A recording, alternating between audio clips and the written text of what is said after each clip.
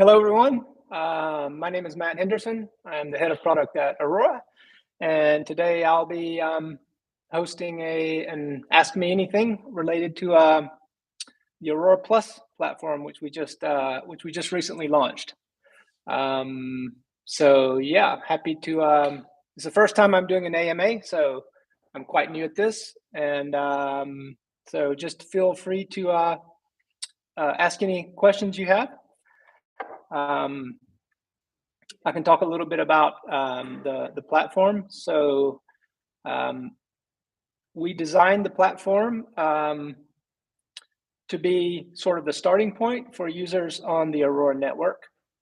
The idea is that we want to be able to onboard users to Aurora in a completely friction-free manner.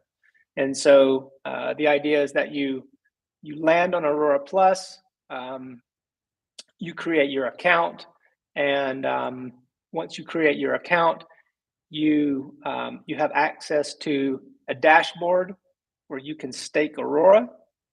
And in staking Aurora, you earn Aurora rewards, which are all compounding, auto compounding, so you don't have to claim them. You'll just see a balance getting bigger. And something that's quite innovative, we believe, is you're also receiving rewards from other apps in our ecosystem. And that plays an important part of our long-term strategy. We want to have a strategy where there's a feedback between people who are staking Aurora, the ecosystem support of the apps and protocols that are running on our network, and that feeds back to the Aurora stakers through these ecosystem streams. And we hope that will result in a sustainable economic ecosystem in the long run. And then in order to make the onboarding to the network friction-free, we thought about, well, what is the friction what's the main friction anytime you move to a new chain, like if you are working on Polygon or Avalanche? Well, the first problem that everyone runs into is that you have to move some assets there, or you have to buy the local token to pay gas fees. And so we introduced a feature at Aurora Plus where when you create your account, you have access to free transactions, 50 free transactions per month, which means that if you're a normal user, and normal users would probably spend less than 50 transactions per month, then you're going to be able to onboard onto Aurora, and you are going to be able to use the network without having to deposit any kind of fee, any kind of assets for gas fees. It's just going to work, and this will give the whole platform sort of a Web 2 user experience, while at the same time providing the Web 3 blockchain access to that kind of technology.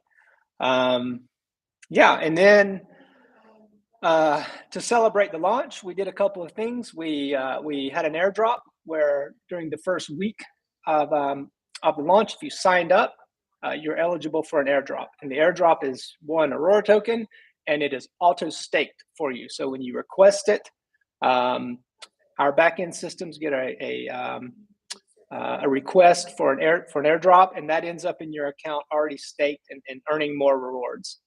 And then the other thing we did was we had a set of NFTs designed, and a special collection just for Aurora, and there's 111 of those, and we're going to be giving those away in some raffles, some random raffles that are going to start probably. So having said all that, let me tell you a little bit about what happened with the launch that has delayed a couple of things. So we had overwhelming response to the launch of this thing, and we had a lot of people signing up. We expected this. And so our plan was to take the first 5,000 signups, and then we were going to move to a wait list model where subsequent signups go into a wait list.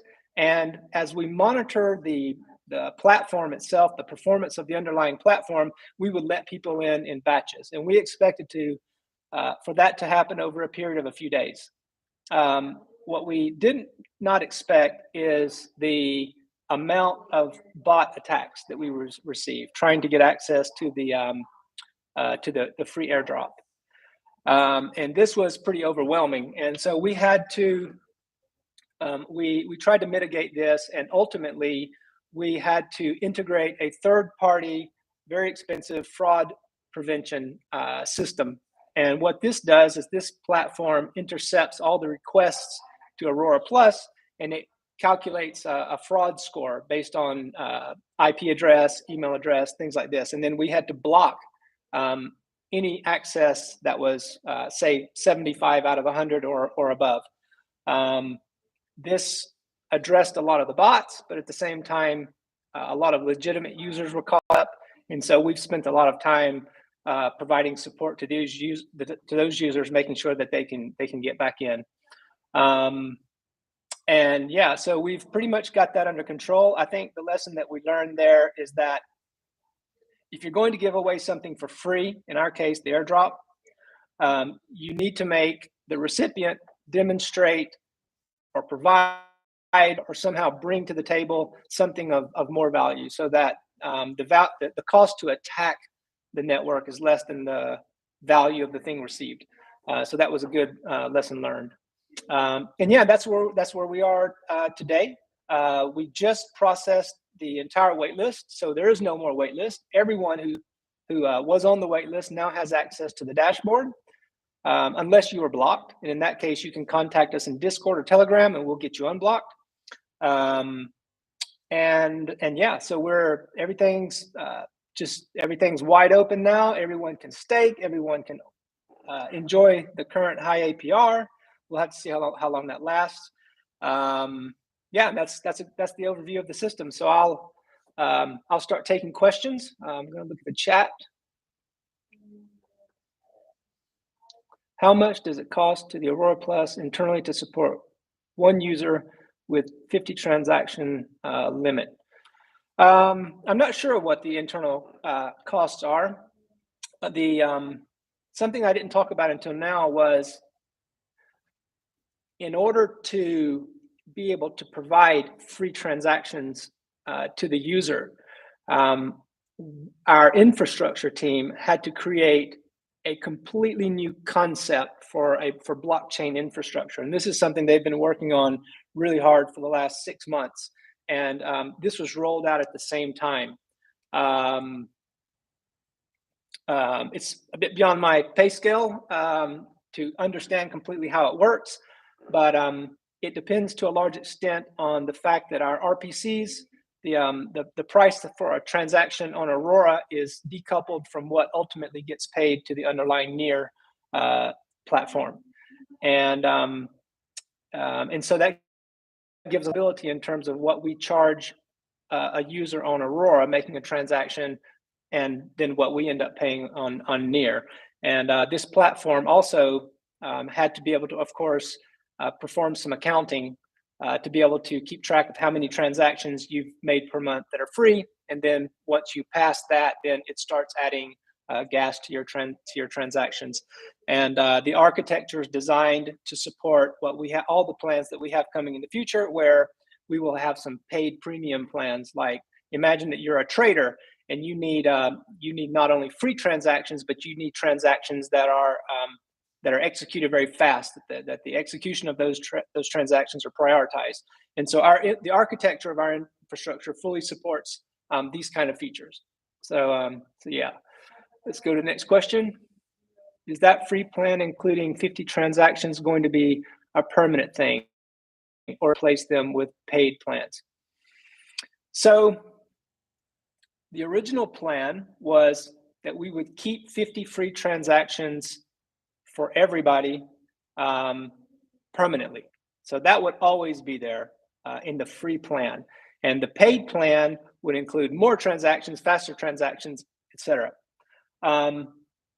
It may be, so we haven't changed plans on that yet, but it may be that as we monitor the bot attacks, we may have to make some kind of economic hurdle there to get to the free transactions. Maybe you have to stake one Aurora, for example. Some minimum value that stops, that puts a cost on the bot attacks.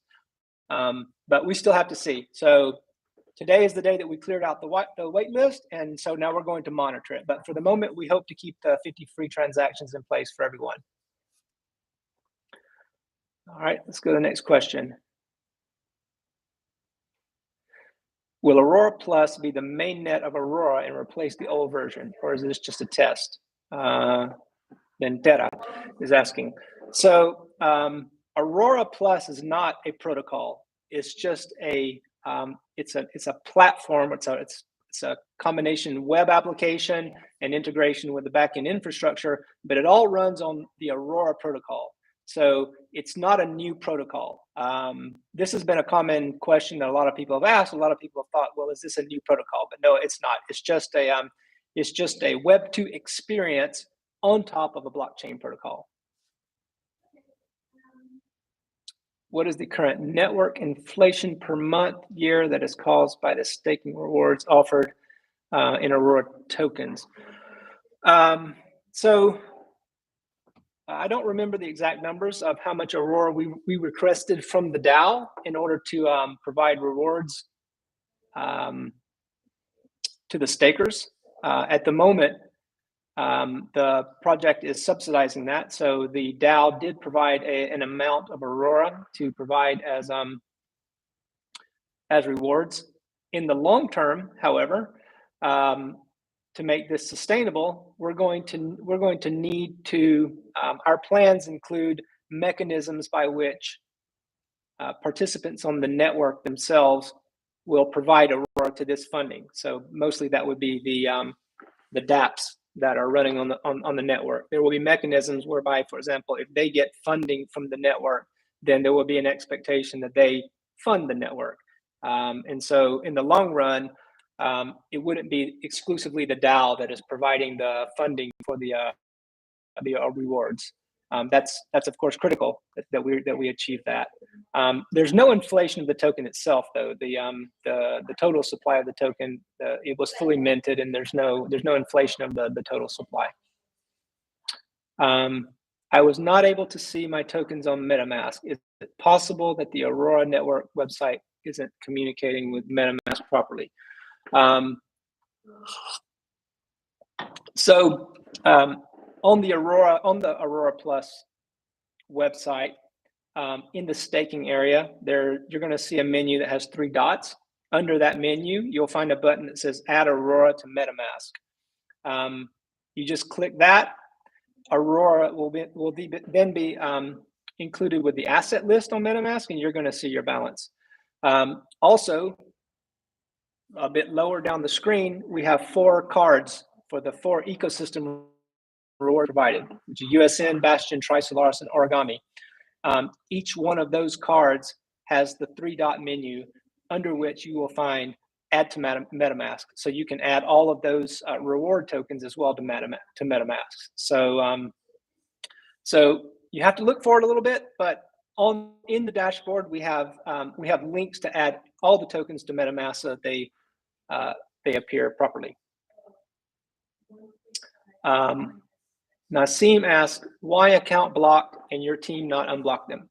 So the reasons that some accounts have been blocked is because we had to integrate an anti-abuse, anti-fraud mechanism due to all the bot attacks. And this is a third-party service. It's very expensive. It's a company that provides this service, and that company intercepts all of the web requests to the Aurora Plus platform.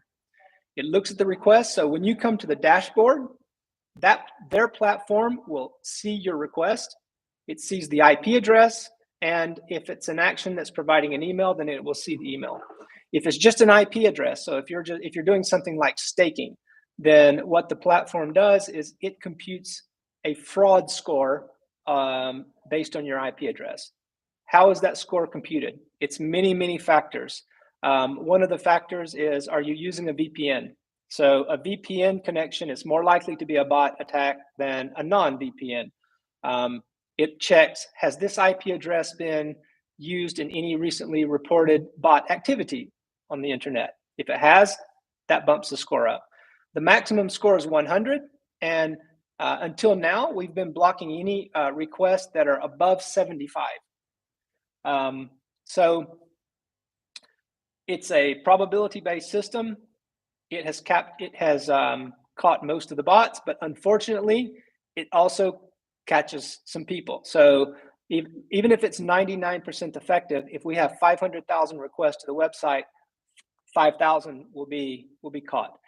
And if you've been blocked, then that's a result of that. It's not, the system doesn't know anything about you. So some of the people have said, look, I staked some Aurora and now I'm blocked. Why would you block me if I'm staked? The anti-fraud system doesn't know anything about you. It doesn't know that you've staked Aurora on our net. It doesn't know anything about you. All it sees is your IP address, and it makes a score based on that. And so right now, you can come into any of our social channels, Telegram, Discord. You can request, you can say, hey, I need help. And our moderators have access to unblock you. So that's what you should do. We, of course, are working on some changes to the dynamics of the platform, whereby we can greatly reduce the interaction with the anti-fraud platform, possibly even remove it. And so this problem will get better over time. Are you de facto? Yes, I am de facto. Sometimes confused with Tim Cook, it seems like. Any alpha on how Aurora tokens will accrue value for holders, for example, airdrop stakers? Adam asked. Yes, of course. So pretty much everything we do in terms of product design within Aurora is based on how can we accrue value to Aurora and make sure that Aurora is the token is a core element in a sustainable ecosystem, whereby the ecosystem provides some benefit to apps that want to run on the network. Those apps, having received a benefit for running on the network, they in turn provide benefit back to the protocol itself and to Aurora stakers. And it is the Aurora stakers who do the governance of the protocol, decide which projects get funding, so you have to stake Aurora to participate in the network, and we want to incentivize you to do that. And so that's one of the main areas where we focus our energy, is conceiving ideas, tokenomics, to support this idea of a virtuous circle in a sustainable ecosystem. So let's see what else. Can you add future projects that have received grants on the Aurora Plus homepage? Yes, we can do that. So we have an ecosystem page at the aurora.dev website. On that ecosystem page, we have a special check mark on any project that has received a grant. We can share that data with the Aurora Plus platform. And so for sure, we can show the ecosystem projects there that have a check mark. So I will definitely record that in our features list. We have an enormous amount of features and things that we want to do, and we have limited resources. So that means it's going to, it'll have to receive some sort of prioritization. So I can't say when we will be able to get to that, but that's not a difficult thing to add. And so I expect we should be able to work that in before too long. Will Aurora stabilize the price of 3U? I guess you mean $3. Who knows? We have no idea how the market will value Aurora. I mean, so we've seen some pretty high highs, and we're in the middle of or we've started what looks like might be a bear market, a crash recently. The price has dropped. So who knows? We recently had our seed investors. They had their first unlock. I forgot how many tokens exactly were unlocked. It certainly did not have the kind of negative impact on the the market price that some people feared. So we were quite pleased at that. But yeah, who knows? Markets are completely unpredictable.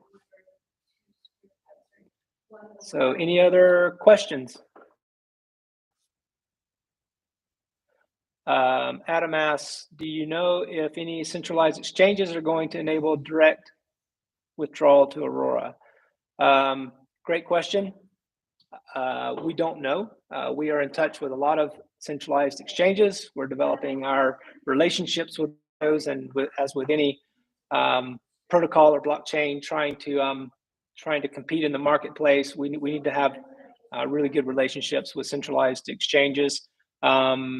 There are some centralized exchanges that now support the Aurora token. The more important thing is that they support the Aurora protocol. As many of us have discovered in our histories in crypto, since all EVM chains share the same address, the same MetaMask address, sometimes it's very easy to make the mistake of seeing your deposit address at Binance for USDC and then sending it from Phantom, and then it's lost because they don't support the Phantom network or whatever. And so this has happened a few times on Aurora, that some users have sent their Aurora to a centralized exchange. They sent it from the Aurora network without bridging it first back to Ethereum, and then it's lost until the centralized exchange supports the protocol. As many of you have seen, we really focus a lot on user experience at Aurora, and that is one of the worst user experience. Of course, losing your tokens because you sent them to a centralized exchange that doesn't support the protocol, and nothing within that workflow pops up to remind you, hey, you might be making a mistake here. So we have some ideas how we might be able to solve that problem, and that's high on the priority list of our planning. Last question: what upcoming Aurora project are you most looking forward to? Another good question. So if we just back up a little bit in time, the first thing we wanted to see the core components of a DeFi ecosystem developing. And so that might include price oracles, AMMs like Trisolaris, lending platforms, perpetuals platforms, stable swaps to be able to swap stable coins. Pretty much all of that is in place now, which was great. And that was kind of a big milestone for us. And we saw the TVL on the network balloon after there was a fully functioning DeFi ecosystem there. Now, what we're really looking forward to is seeing what developers can do on Aurora, given things like access to free transactions, taking advantage of some of the technical circumstances that are unique to the fact that we are an EVM that is running as a smart contract on top of Near. So there are some things that a developer could do there that wouldn't be able to be done on any other any other competitor chain. We've seen some experiments happen so far. At the very beginning, there was a platform that tried to combine an ohm fork with a perpetual trading activity, and free transaction was critical to the success of that platform. The platform ultimately failed, which is not a problem. I mean, this whole space right now is so new that we can all expect to see lots of experiments. Some will fail, some will be amazing successes. And so that's what we're, NECC. So that's what we're looking forward to. We were so pleased to see what NECC was doing. It was a great, valiant effort. It was very innovative, and that's the kind of stuff that we're looking forward to. Are there any measures to counteract the inflation aspect of the token? Yes, there is. There is no inflation of the token. It's a fixed supply. It was fully minted when it was created, and so there's a fixed cap of Aurora tokens, and so the only aspect of inflation are tokens that are not in circulation coming into circulation. Let's see. Next question from Wate. I am very pleasantly surprised by such a gift in the blockchain as Aurora. Thank you for not forgetting things like surprise. Be happy. Thank you very much for that.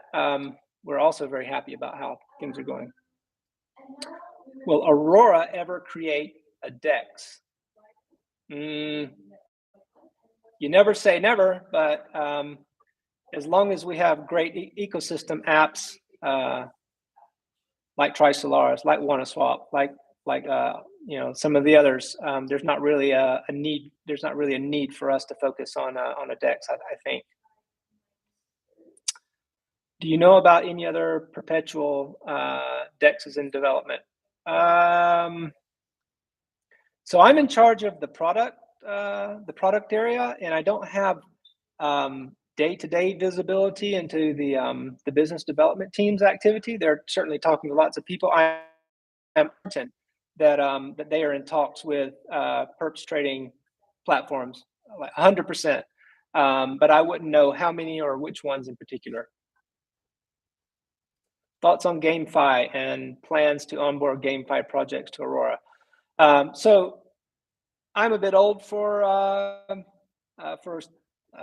much gaming. I like the DeFi aspects a lot of crypto. Kind of into the NFT stuff. I have not gotten very much into gaming, so I don't know a lot myself about GameFi. However, what I do know is that in terms of the thematics that the project are focusing on, GameFi is of course right up there. And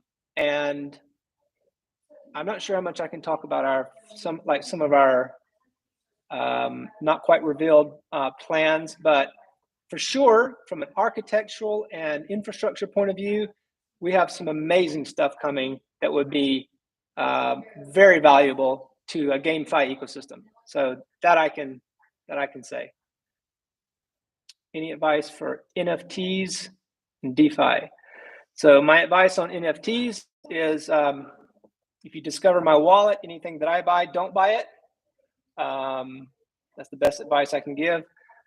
In terms of DeFi, what advice can I give? My best advice is to get to know other people in the DeFi ecosystem and try to get involved. Try to find your way into a private group. So a lot of us begin by looking on Twitter, following crypto Twitter, but the best, most valuable discussions I have found happen in private groups. And so you have to find your way into a private group. And the best way to do that is to find some way to offer value to people. When you offer value to other people, when you offer analysis for free of your own thoughts about how you would value tokens, how you would value newly proposed mechanics in an app, then eventually you'll start to get to know people, and those connections will lead you into discussion groups that are smaller in scope than the larger crypto Twitter, and that's where I've personally found the most valuable things happening. So, any other questions? I'm really happy to see so many people have joined. It looks like we're coming up on the half hour, so this was scheduled for minutes. Really happy to have had a chance to talk to you all. As I said, it's my first AMA, so hope I did a good job of answering your questions. If you want to chat with me, I don't spend as much time in Telegram as I do Discord. I'm a heavy user of Discord, so you're welcome to come into the Aurora Discord, and I'm de facto there. I'm de facto on Twitter, so you can contact me there as well. And yeah, I think that's about all. We encourage you to come give Aurora Plus a try. See how you like it. Give us some feedback, the good, the bad, the ugly, and yeah, we're here for you. So with that, we'll say goodbye.